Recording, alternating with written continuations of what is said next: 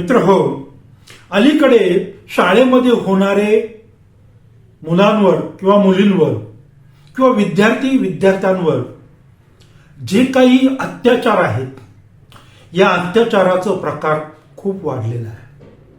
आणि हा अत्याचार विशेषतः शाळेतील शिक्षकांकडून होतो. तरी नशीब की अलीकडे शासनाने प्रत्येक शाळेमध्ये गुड टच आणि बॅड टच ही संकल्पना आणलेली आहे. आणि तरीही एवढं असतानाही भरपूर प्रमाणामध्ये या विद्यार्थ्यांवर, लहान लहान विद्यार्थ्यांवर असे अत्याचार होतात, लैंगिक अत्याचार होतात, विनयभंगाचे प्रकार होतो. एवढं सगळं होऊन नेमकं चुकतंय कुठे? नेमकं चुकतंय कोण? ज्ञान वाटणारा चुकतोय की ज्ञान घेणारा चुकतोय? हे कोडं अजून उलगडलेलं नाहीये. अर्थातच हे जे काही ज्ञान वाटणारी जी मंडळी आहेत, शाळेतील जे शिक्षक आहेत, यांनी काही अंशी स्वतःवर काही बंधनं घालून घेणं गरजेचं आहे. कारण ही तुम्ही ज्या मुलांना शिकवता, लहान लहान मुलांना, तितक्या वयाची मुलं तुमची पण असतात आणि तुम्ही हे नेमकं विसरता. मित्र हो, अशीच एक सत्य घटना पुण्यातील वारजे विभागात एका नामवंत शाळेमध्ये घडली. आता शाळेचं नाव वगैरे मी घेत नाही, कारण कसं की एक कांदा नासका असला तर सगळ्या शाळेंना ते नासकं करून चालत नाही. हा एकच कांदा नासका असतो, त्यामुळं शाळेचं नाव घेणं ते उचित होणार नाही. तर बघूया मरण म्हणजे काय रे भाऊ या सदरामध्ये आजचा जो काही एपिसोड आहे, आजची जी काही सत्य घटना आहे, या सत्य घटनेचं नाव आहे गुरुवर्यांना अटक. मित्र हो, नमस्कार. मी दिलीप थोरात आणि आपण पाहत आहात माझे दिलीप थोरात ब्लॉग्स हे यूट्यूब चॅनेल. मित्रांनो, चॅनेलवर जर नवीन असाल तर चॅनेलला सबस्क्राईब करा. आणि आमचा हे गुरुवर्यांना अटक म्हणजे शाळेच्या संदर्भामधला हा जो काही एपिसोड आहे, तो जर तुम्हाला आवडला तर या एपिसोडला लाईक आणि शेअर मात्र करा. त्यामुळं ही जी काही सत्य घटना आहे ती अनेक लोकांपर्यंत पोहोचेल आणि या शाळेमधला, या शिक्षण खात्याचा जो काही भोंगळा व्यवहार आहे तो प्रत्येकाला समजेल. वारजे विभागातील ही एक नामवंत शाळा. मी मगाशीच म्हटलं की शाळेचं नाव सांगत नाही मी. तर या शाळेमध्ये अनेक विद्यार्थी विद्यार्थिनी, छोटे छोटे, तर त्यांना मी मगाशीच सांगितलं की काउन्सिलिंगचा एक पिरियड चालू होता, good touch and bad touch. यासाठी या शाळेने एक काउन्सिलर नेमला होता आणि या काउन्सिलरचा आत्ता तास चालू होता 16 डिसेंबर 2024 रोजी. मित्रांनो, काय झालं की जसजसं काउन्सिलर या विषयावर भाष्य करत होते, व्याख्यान देत होते, तसं त्यांच्या वर्गातली जी काही मुलं होती ती अस्वस्थ व्हायला लागली. पण तोंड कोणी काही उघडेना. आता मुलं का अस्वस्थ होत आहेत हे काउन्सिलरलाही माहीत नव्हतं, पण मुलं अस्वस्थ मात्र नक्की होत होती. मुलं लहान होती, त्यामुळं ते तोंड उघडायला मागत नव्हते. बघूया नेमकं या काउन्सिलरच्या तासामध्ये काय उघड झालं ते. या काउन्सिलरच्या तासामध्ये एका मुलाने मात्र धाडस करून तोंड उघडलंच आणि त्याच्यावर झालेला अत्याचार जो आहे, त्या अत्याचाराला या काउन्सिलरच्या तासामध्ये वाचा फुटली. कोण होता हा अत्याचार करणारा? शाळेतील होता की शाळेच्या बाहेरील होता की अजून कुणी होतं?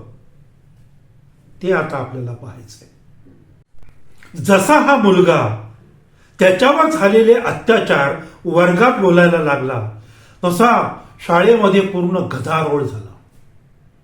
कारण घटनाच तशी होती. मित्रांनो, या मुलाने तोंड उघडल्यानंतर बाकीची मुलंही हळूहळू धाडस करून आपापल्या व्यथा या good touch and bad touch या वर्गामध्ये बोलायला लागला.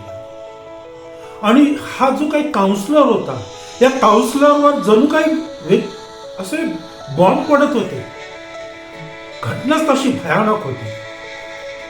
आणि तो काउन्सिलरचं डोकं अगदी सुन्न होऊन गेलं या भयानक घटनेमुळे. जवळजवळ बऱ्याच मुलांनी आपल्यावर झालेले अत्याचार या वर्गामध्ये खडाखड बोलायला सुरुवात केली. कोण होता हा नासका कांदा?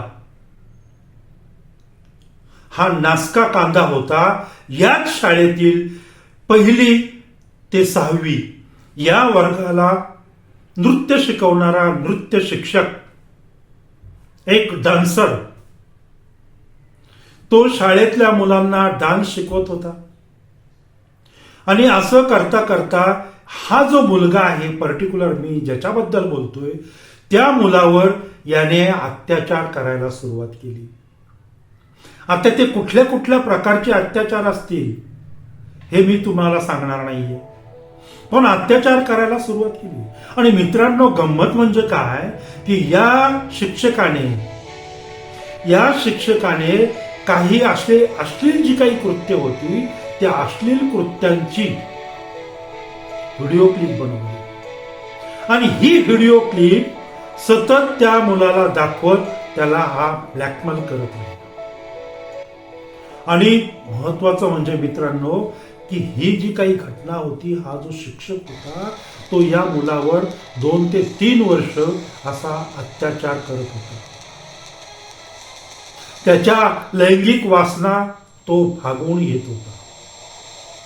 किती भयानक आहे. ज्याने आपल्याला दान द्यायचं, ज्ञान द्यायचं, हा ज्ञान देणारा माणूस, हा ज्ञान देणारा हा शिक्षक, तो मात्र मुलांशी नको ते अश्लील चाळे करत होता मित्रांनो. आणि ते 1 दिवस नाही, 2 दिवस नाही, तर तब्बल 2 ते 3 वर्ष हा नासका कांदा या मुलांवर अत्याचार करत होता. मित्रहो, आता हा जो काही काउन्सिलिंगचा तास होता याच्यामध्ये अनेक मुलांनी आपली तोंड उघडली.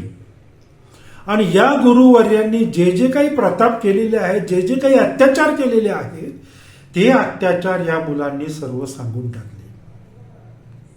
आता 100% या गुरुवर्यांना पोक्सोच्या अंडर 20 वर्ष खडी फोडायला जावं लागणार, हे 100%.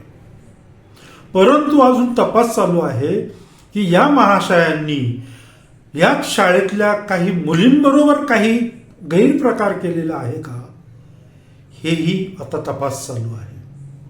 आणि या तपासानंतर हे महाशय खडी फोडायला जाणार एवढं मात्र नाही.